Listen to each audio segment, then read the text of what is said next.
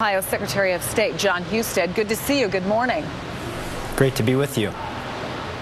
We are seeing some long lines and long waits to vote early. 2,500 people lined up in Cleveland. I think we had another 3,700 people voting in Franklin County and Akron. Their wait was 2 hours. You tried to limit early voting this past weekend. Do you think the lines prove it was needed? Actually, I didn't try to eliminate it. The state law eliminated it. When I was given the option, I opened up the polls for Saturday, Sunday, and Monday. In Ohio, we have 35 days to vote. This is the 34th day of voting that we've had. It's very easy to vote in this state. Michigan, Pennsylvania, Kentucky, they don't have early voting. We do. And we're going to see record turnout, we believe, from the early vote in this election cycle. Well, let's talk about the provisional ballots. You're headed back to court today over this issue. It basically says if a section of the ballot isn't filled out by the voter, that shows what kind of ID they provided, that those votes could be invalidated. That does appear to contradict Ohio law. I'm going to read from Revised Code 3505, which provides that once a voter casting a provisional ballot proffers identification, the appropriate local election official shall record the type of identification provided. So what is your argument? Because as you know, there are a lot of critics who are saying this is an effort to suppress the vote and in fact will prevent people's votes from being counted. Actually, what we're doing is trying to qualify more voters to cast their ballot. I'm going to show you this form. The Sixth Circuit Court of Appeals just said in a ruling where they struck down the opponent's argument that the voter has to fill out Section 1 and Section 3. Section 2 is not part of that case. What we issued guidance on is that the voter should fill this out because say, for example, you're writing down the last 4 digits of a Social Security number. The voter is more likely to get that right than the poll worker is. And if it's not right, the ballot won't be counted. So we're trying to be consistent through this process, allow the voter to fill this out rather than the poll worker. Am I misreading the Ohio provision? You actually have to look at what the Sixth Circuit said. You have to look at what the Sixth Circuit said, and you have to look at the other provisions in the code where it said that the voter must provide this information. The bottom line is, I'm trying to resolve this issue. I just gave instructions to the attorneys in my office to try to talk with the plaintiffs and see if we can sort this out.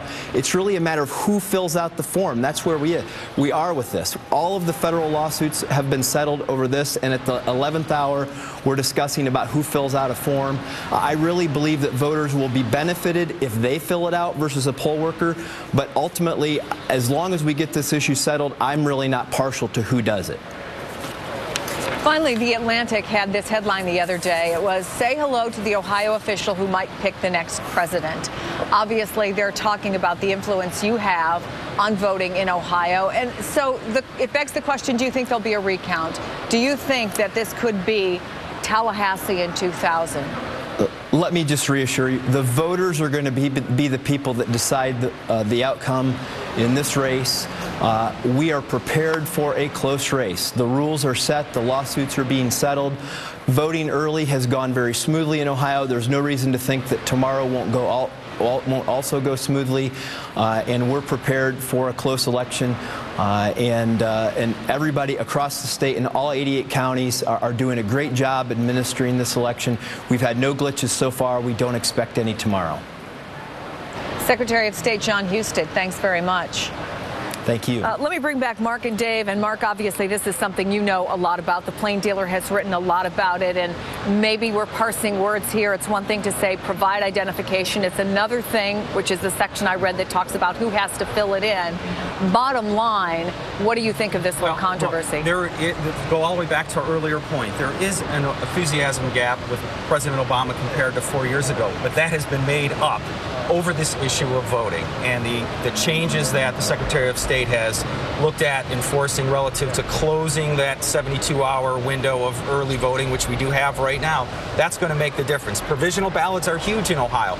There are close to 400,000 or 500,000 votes that get counted after the election. Those are, overseas ballots, provisional ballots, and that's a big deal in places like urban areas like Cleveland where people move a lot. So I do think lawsuits will follow both those challenging how the forms were filled out. So on one hand, the Secretary of State's trying to avoid that.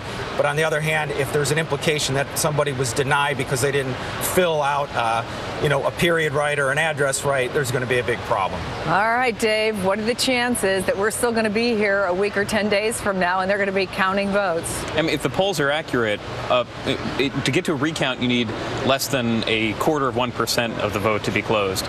The odds of that happening are, thankfully, fairly low. If the polls are accurate, there's going to be a narrow lead for one candidate right outside that margin. But what you were just saying about voters turning out because of the fear of suppression, Democrats have used that pretty effectively in Florida, in Pennsylvania. That's probably going to help their margins. I mean, there's an old expression or cliche, if you shoot an elephant, you have to kill it.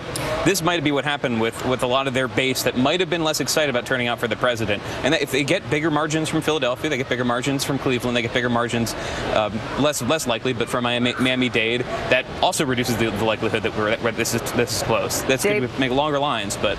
Dave Weigel, Mark Namick, great conversation. Thanks, guys, for coming in today.